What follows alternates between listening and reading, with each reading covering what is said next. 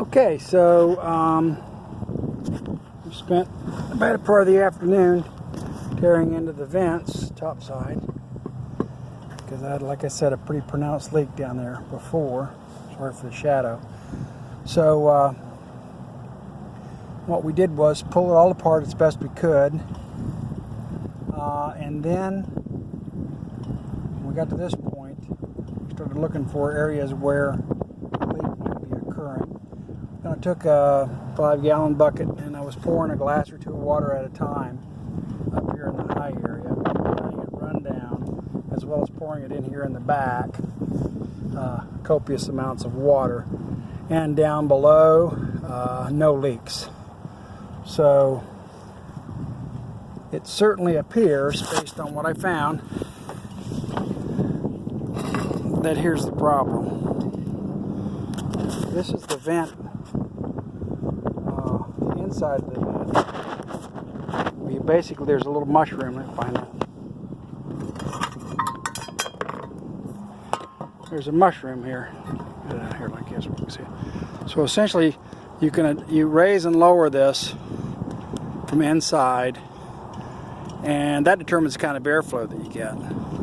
Well, these were all the way down and they were shut and tight, but the difference is this guy goes like this.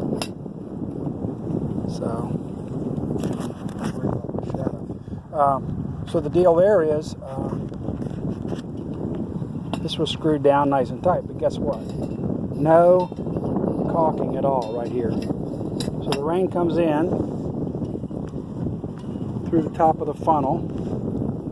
Normally your big scoop goes right up here like this, but a lot of times when you're in port or expecting heavy weather, they take those down and get them out of the way.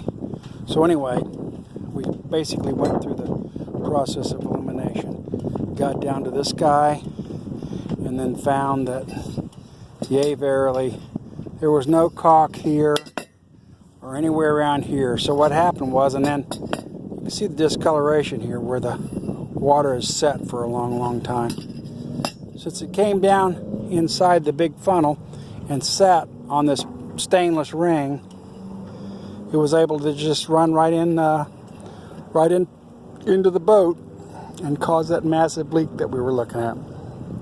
Good news is we don't have any rot, and well, it's all good news, because now we're going to go back and caulk this baby, screw him back down.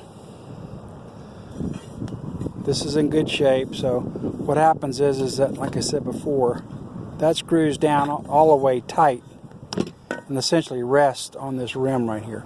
So you'd really have to get a lot of, well, I really don't know, except for submersion, you wouldn't get enough water in there to cause the problems that we're seeing below. So once that's caulked, then the other thing is, I got my trusty $19 multi-tool from Harbor Freight, and my double-sided, I don't know what you call that thing. It's a really, really coarse, kind of a sanding wedge. See, it's got it on both sides.